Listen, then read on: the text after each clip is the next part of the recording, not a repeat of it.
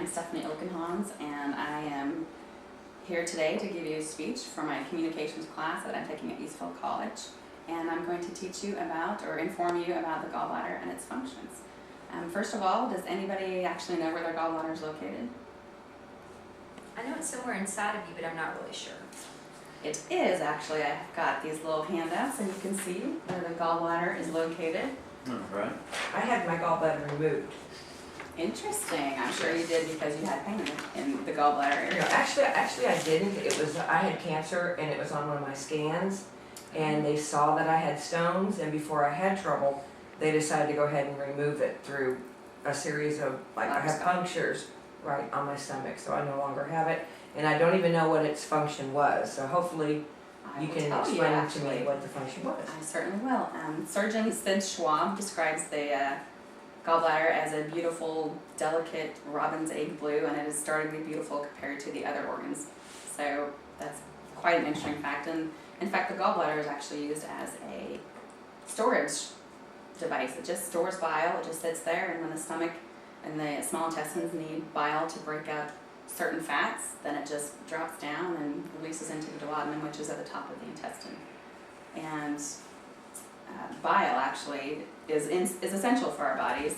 Without a gallbladder, you'll be fine. You can survive without a gallbladder. That's just, you don't have a storage pocket for it anymore. Yeah, I also heard because it stores fat, it's hard for you to get rid of fats without one. You actually do require bile.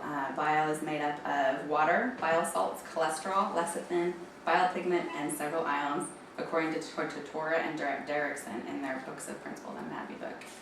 They definitely think that you need a gallbladder. However, you can survive without it just because it will drop straight down from the liver instead of being stored in the gallbladder. Also,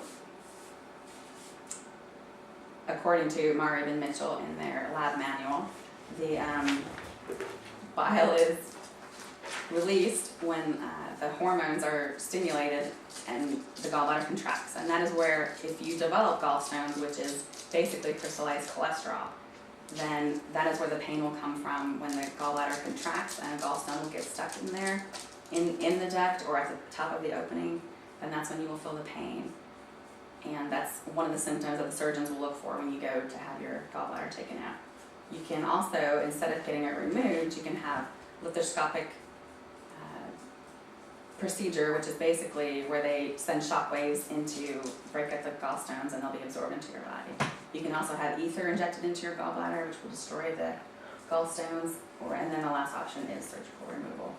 You can live without your gallbladder. It's just nice to have it there to store the extra bile. And that's all I have to tell you about the gallbladder today. Any other questions?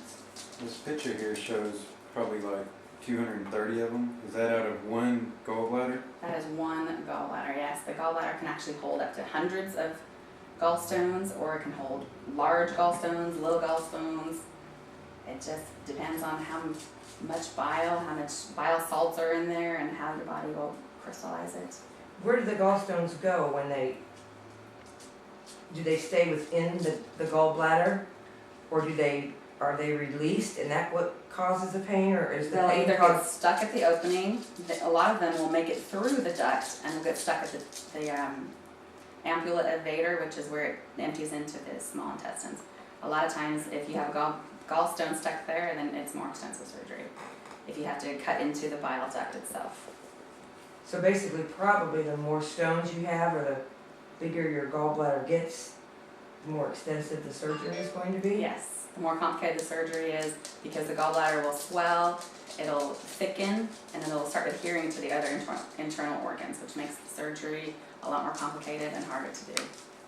So it's best actually to go in there before it gets too bad. That's your first signs and symptoms of gallbladder pain, which are constant pain after you eat, fatty foods especially. The pain is also referred back into your shoulder, so a lot of people will have shoulder pain or back pain.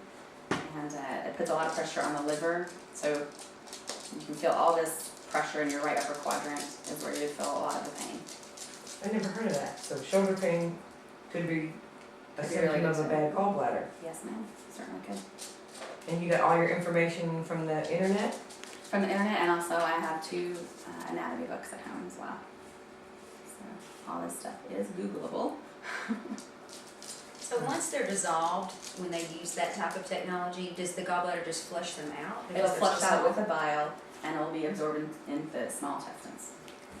So I guess when they put that solution, what did you say that, Which which, ether, basically. so if they put the ether in there, it dissolves them and then, It dissolves them. However, the thing with the laparoscopy, the lithoscopic breaking up of the stones and the ether injections is that it has tendency to come back because right, the genetic disposition is already in your body.